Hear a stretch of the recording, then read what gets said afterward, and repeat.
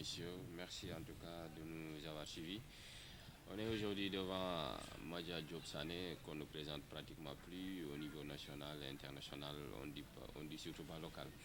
Donc on est venu aujourd'hui, il va nous retracer son parcours pour que vraiment les jeunes qui rêvent de devenir un Madja Diop Sané demain puissent savoir où mettre les pieds jusqu'à ce qu'ils deviennent plutôt Madja Diop Sané numéro 2 ou quelque chose comme ça. Madja, bonjour et merci de nous avoir accueillis chez vous. Bonjour grand frère et merci à vous, merci à votre technicien, à votre caméraman de m'avoir rendu visite et de me faire cet honneur-là qui me va réellement droit au cœur. On connaît Madja, entre guillemets, un syndicaliste et tout. Madja qui est tout le temps sur la rue, Madja qu'on entend partout sur les ondes locales, nationales et tout, en train de défendre des causes, mais on ne connaît pas le parcours de Madja, cause pour laquelle on est venu aujourd'hui. Donc avec vous, vous allez nous aider à retracer votre parcours. Où est né d'abord Madja Diop Sané? Oui, merci beaucoup, monsieur Sissao. Madja Diop Sané est né ici à Ziguinchor, dans les années 82 ici à Ziguinchor, notamment ici dans cette maison où je vous accueille aujourd'hui. Je suis né ici, j'ai grandi ici à Ziguinchor, en Casamance, et j'ai fait mes études primaires au niveau de l'école Daouda Sané qu'on appelle école Mancagne. Après, quand j'ai eu mon entrée en sixième, j'ai été orienté avec mes amis au niveau du... On a été orienté avec mes amis au niveau du collège CMT Amical Cabral, qui se trouvait être le collège d'enseignement moyen technique. Et après mon parcours au niveau de cet établissement-là, où j'ai fait 3 ans précisément, pardon, sixième, cinquième, quatrième. Après, je me suis envolé vers Diourbel, le nord, où j'ai fait ma classe de troisième. Et puis après Diourbel, quand j'ai eu mon BFM, je suis parti à Dakar. Donc à Dakar, j'étais au lycée Blaise Diagne, où j'ai fréquenté une année. Après l'autre année, je suis allé au niveau du lycée mixte de la Fosse. Après le lycée de la Fosse, je suis encore retourné au niveau du lycée Blaise Diagne, où j'ai fait la première fois mon baccalauréat. Malheureusement, les choses n'ont pas porté. Après, ma famille a jugé nécessaire parce que l'environnement n'était pas propice pour moi. En fait, j'avais que des amis qui étaient quasiment des menuisiers, des mécaniciens, des soudeurs. Donc, l'environnement n'était pas propice pour les études. On m'a demandé peut-être de retourner à Ziguinchor. Donc, chose que j'avais refusée au début parce qu'elle était en très têtue d'ailleurs. Donc, après ça, j'ai jugé nécessaire de revenir. Et quand je suis revenu, mon grand frère Moussa Sané m'a inscrit au niveau du collège Saint-Charles Ouanga, où j'ai fait encore mes 2 ans, parce que je dois l'avouer, j'ai fait 3 fois le bac. Il y a des gens qui refusent de le dire, mais par humilité, je le dis.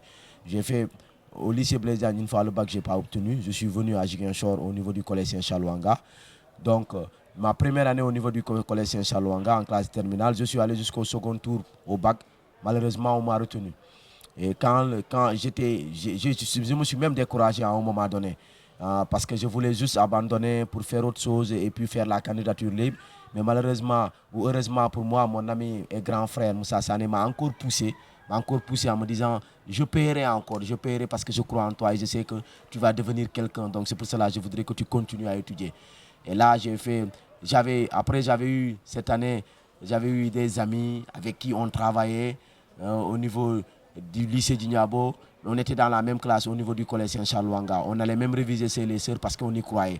Donc c'est cette année-là que Dieu m'a donné cette opportunité d'avoir le sésame qui constitue le baccalauréat. Après le baccalauréat, j'ai été orienté en philosophie à Dakar. Sur la première liste, je dois l'avouer. Et quand Ziguinchor était sorti en sociologie, je me suis dit pourquoi rester à Dakar. D'autant plus que l'université de Ziguinchor est tout près de chez moi et le climat, l'environnement, il est bon, il est favorable pour moi. Donc je suis revenu. Je ne me suis même pas inscrit à Dakar. Donc je suis venu m'inscrire à Ziguinchor, à l'université de Ziguinchor. À l'université de Ziguinchor où j'ai eu à faire mes preuves. Parce que quiconque connaît Madja Diop Sané, c'est à travers l'université de Ziguinchor, notamment quand on portait les revendications des étudiants. Donc en première année, j'ai été élu délégué de ma classe, c'est-à-dire représentant des étudiants syndicalistes de la classe.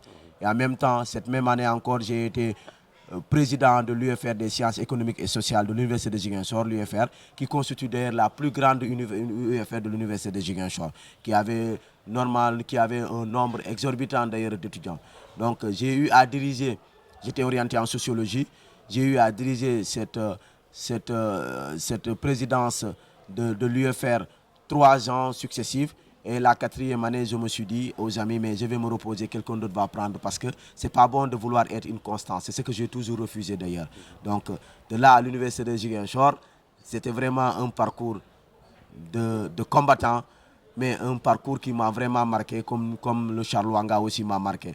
L'université de Ziguinchor, quand on était arrivé, les étudiants de la première année qui ont ouvert l'université, la première génération nous appelait les boys disant que nous sommes impolis, nous voulons faire. Ce qui nous a valu, c'est parce qu'on était en grève à un moment donné. Les adultes ne voulaient pas nous suivre, nos aînés ne voulaient pas nous suivre. Et donc il fallait imaginer ce jour-là, un millier d'étudiants venus écouter peut-être une personne ou des personnes qui doivent parler et qui malheureusement pour la première fois, c'était pour la première fois, moi je dis que parler en public c'est inné pour moi en fait. Mais pour mes autres amis, c'était un problème en réalité. Je voyais même certains qui tremblaient quand ils montaient à l'écran. Donc c'était ça en réalité. C'était charmant, c'était extraordinaire. Donc à l'université de Ziguinchor, là on a réellement fait nos preuves. Jusqu'à quand on faisait la 3e année, malheureusement avec une grève, on nous a emprisonnés pendant 20 jours dans la maison d'arrêt et de correction de Ziguinchor. Aussi, ça nous a marqué. Pourquoi? Parce que ça nous a permis d'aborder la vie dans notre sens, mais de comprendre réellement certaines réalités. Et nous avons, en fait, l'université elle nous a forgé en réalité. Elle a fait de nous aujourd'hui ce que nous sommes devenus.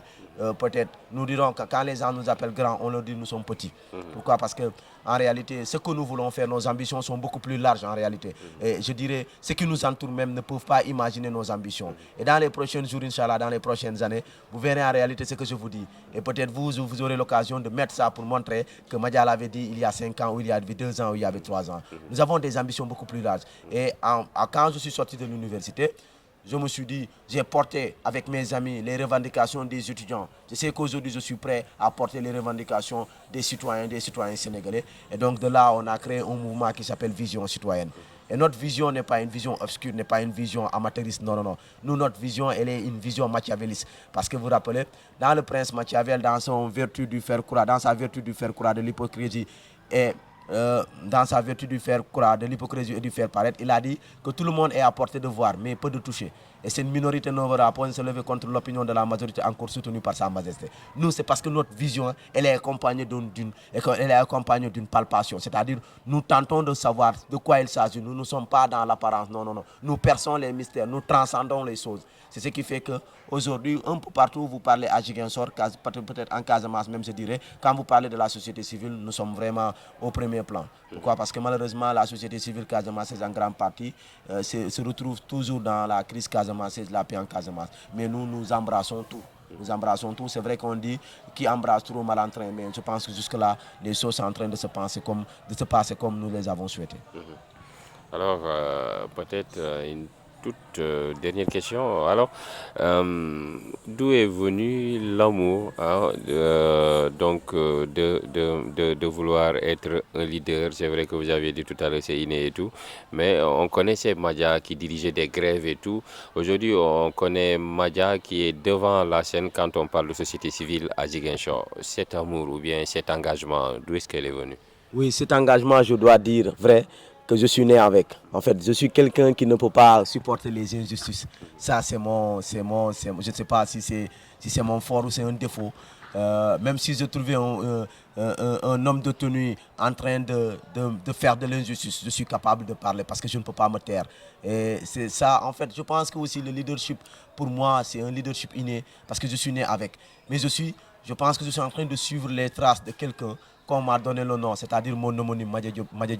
Madia Diop, quiconque a fait l'histoire du Sénégal ou quiconque est né au Sénégal connaît réellement Madia Diop de par son dévouement, de par son sens du combatif, de par son engagement à défendre les causes nobles, à défendre surtout les travailleurs avec notamment la Confédération nationale des travailleurs du Sénégal, c'est-à-dire la synthèse, qui est aujourd'hui entre les mains de Mody Guiro. Mais quiconque connaît Madia connaît son courage, comment on le dit, son caractère.